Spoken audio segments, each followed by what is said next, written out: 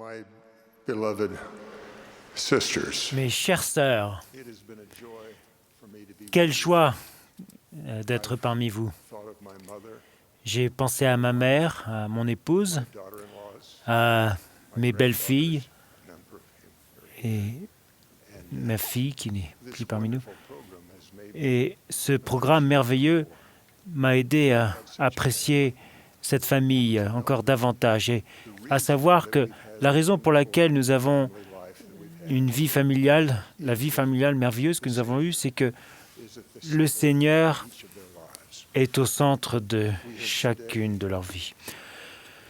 Remembered him Nous nous sommes souvenus de lui aujourd'hui, in prayer, en musique, en prière et sermon, à travers des sermons, des use of the discours Savior, inspirés. L'un des attributs du Seigneur compassion.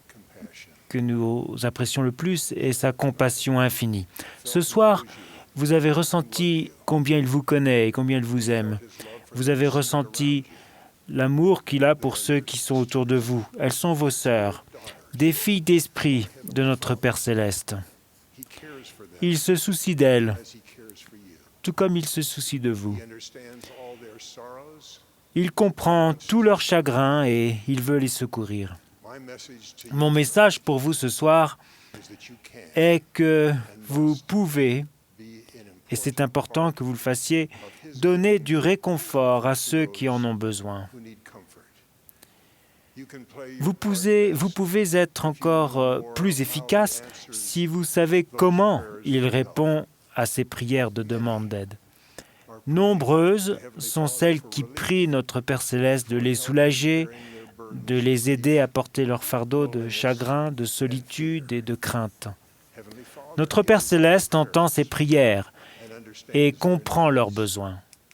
he Lui et son Fils bien-aimé, the resurrected Jésus-Christ ressuscité, have promised help. ont promis d'aider. Jesus Christ Jésus-Christ this sweet a fait cette douce promesse. come unto me, Venez à moi, all ye that vous labor and tous are qui êtes heavy laden, fatigués et chargés, et je vous donnerai du repos. take my yoke Prenez mon joug sur vous et recevez mes instructions, car je suis doux et humble de cœur, and ye shall et find vous rest trouverez du repos to your souls, pour vos for my âmes, yoke car mon joug est doux and my burden et mon fardeau léger. the burdens his faithful Les fardeaux servants que must ses carry serviteurs in life fidèles doivent porter dans la vie lighter by his sont allégés par son expiation. burden of sin, Le fardeau du péché peut être ôté, but the trials mais les of épreuves mortal de la condition mortelle, pour les personnes bonnes, life still be peuvent burdens. tout de même être de lourds fardeaux. You have seen such Vous avez vu de telles épreuves dans la vie de personnes bonnes you love. que vous aimez. You have felt Vous the avez desire to help éprouvé le désir de les aider. them. There is a reason Votre for your sentiment feeling of compassion de for them. compassion à leur égard You are a covenant ont member une raison d'être. of the Church of Jesus Vous êtes Christ. membre par alliance de l'Église de Jésus-Christ. Un grand changement a commencé à se produire dans votre cœur quand vous êtes entré dans son Église. Vous avez contracté une alliance et vous avez reçu une promesse qui a commencé à changer votre nature même. Alma described Alma his décrit en words ces at the termes baptism aux eaux de of Mormon what you ce que promised vous at avez baptism promis à votre baptême and what it will et ce mean que to cela you signifiera pour vous and everyone et around pour you, votre entourage, especially in your families. et plus spécialement votre famille. Il s'adressait à des gens qui étaient sur le point de contracter les alliances que vous avez faites et ils ont également reçu la promesse que le Seigneur vous a faite. Je cite, « Voici, il se trouve ici les eaux de Mormon, car c'est ainsi qu'elles étaient appelées. Et maintenant, puisque vous désirez entrer dans la bergerie de Dieu et être appelé son peuple, et être disposés à porter les fardeaux les uns des autres afin qu'ils soient légers, oui, And are willing to mourn with et être disposés à pleurer avec ceux qui pleurent, oui, et à consoler ceux qui ont besoin de consolation, et à être les témoins de Dieu en tout temps et en toutes choses, et dans tous les lieux où vous serez, jusqu'à la mort, afin d'être rachetés par Dieu that you may be et d'être redeemed of God, comptés avec eux, avec ceux de la première résurrection, afin que vous ayez la vie éternelle. That is why you C'est have pour cela que vous avez à cœur d'aider quelqu'un qui a du mal à avancer sous un fardeau de chagrin et de problèmes. you promised Vous avez promis would help the Lord d'aider le Seigneur à alléger leur fardeau et à les réconforter. Vous avez reçu le pouvoir d'aider à alléger ces charges quand vous avez reçu le don du Saint-Esprit. Le Sauveur a décrit la manière dont il allège les charges et donne la force de les porter quand il était sur le point d'être crucifié. Il savait que ses disciples seraient dans le deuil. Il savait qu'ils s'inquiéteraient de leur avenir. Il savait qu'ils douteraient de leur capacité d'avancer. Alors il leur a fait la promesse qu'il nous a fait à nous et à tous ses vrais disciples. Et je cite, « Et moi, je prierai le Père, et il vous donnera un autre consolateur afin qu'il demeure éternellement avec vous, l'Esprit de vérité, que le monde ne peut recevoir parce qu'il ne le voit point et ne le connaît point. Mais vous, vous le connaissez, car il demeure avec vous et il sera en vous. » Puis il leur a promis, « Mais le Consolateur, l'Esprit Saint, que le Père enverra en mon nom, vous enseignera toutes choses et vous rappellera tout ce que je vous ai dit. Je vous laisse la paix, je vous donne ma paix. Je ne vous la donne pas comme le monde la donne, et que votre cœur ne se trouble point et ne s'alarme point. » Ces dernières semaines, j'ai vu cette promesse au sujet du Saint-Esprit se réaliser dans la vie des enfants de Dieu qui, en prière, imploraient que leur fardeau soit allégé. Le miracle de l'allègement de la charge est survenu de la façon promise par le Seigneur. Lui et notre Père Céleste ont envoyé le Saint-Esprit en qualité de consolateur à ses disciples pour qu'il les aide.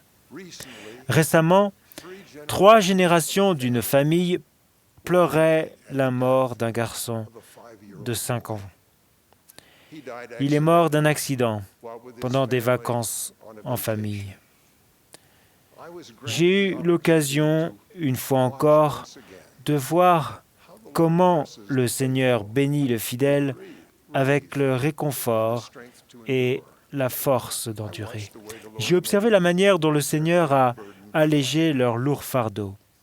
J'étais présent avec eux en qualité de serviteur d'alliance du Seigneur, comme cela vous arrivera souvent dans votre vie, pour pleurer avec ceux qui pleurent et consoler ceux qui ont besoin de consolation.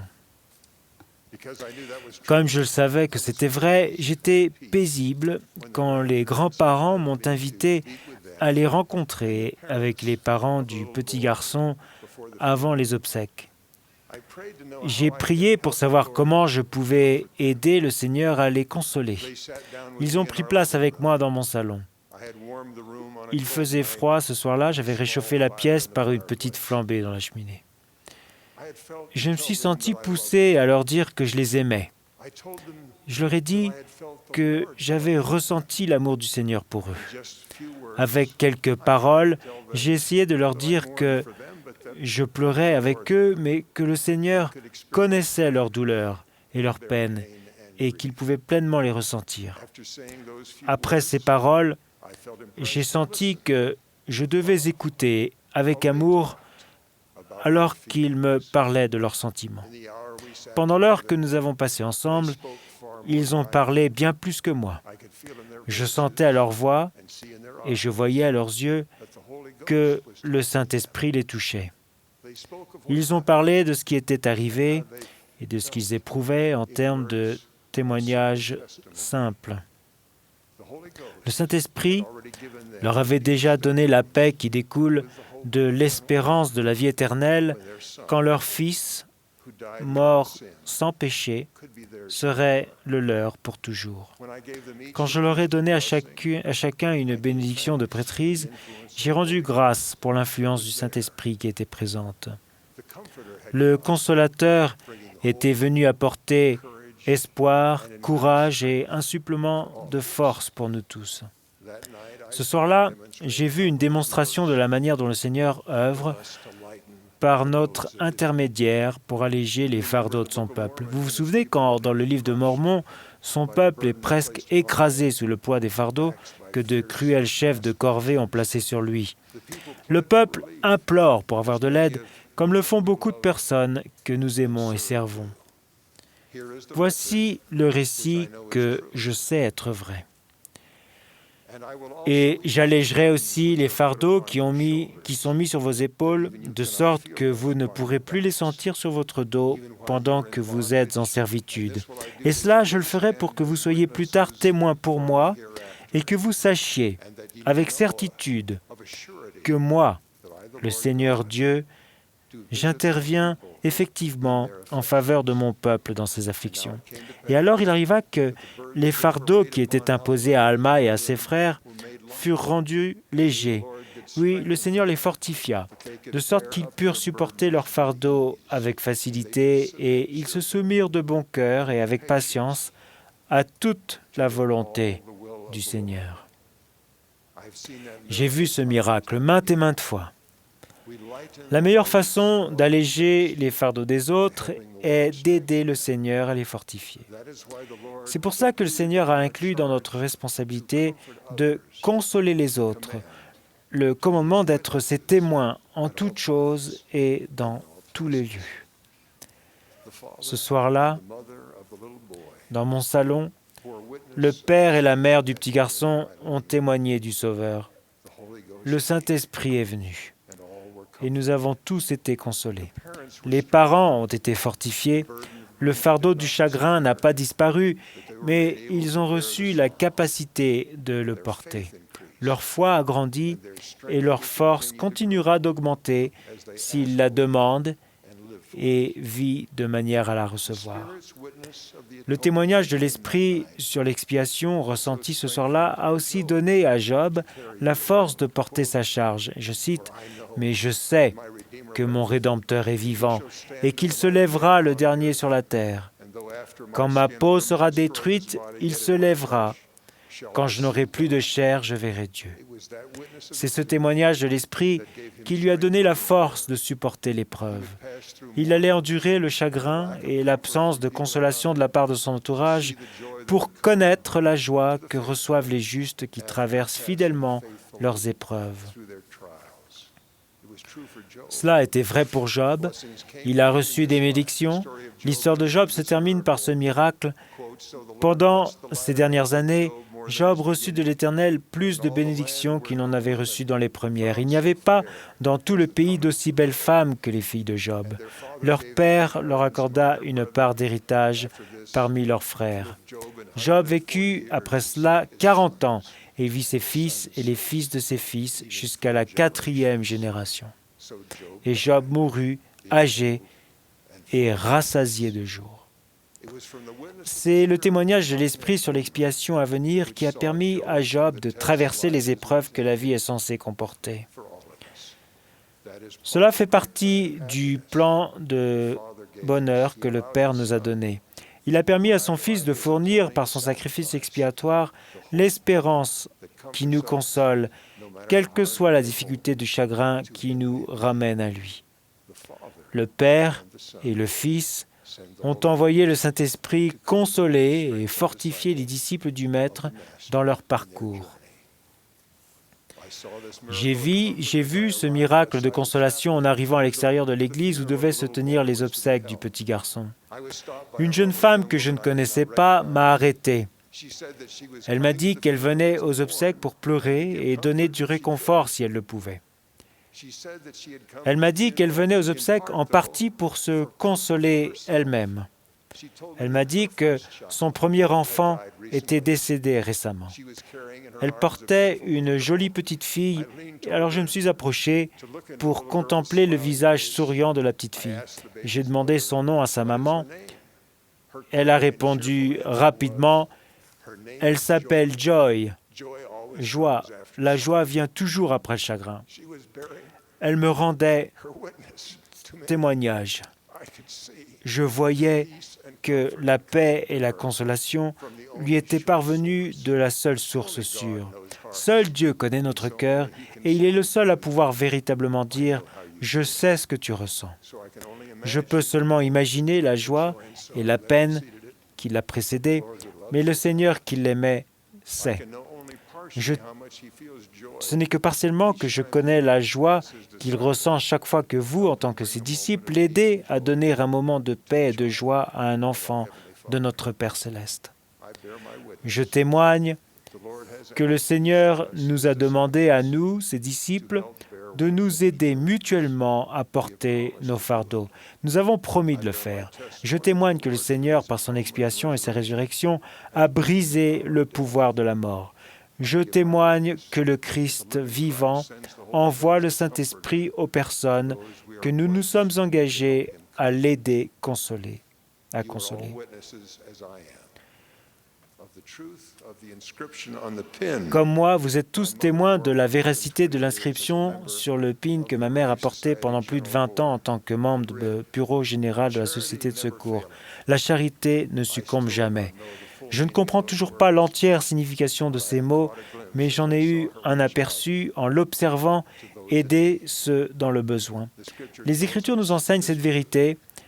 La charité est l'amour pur du Christ.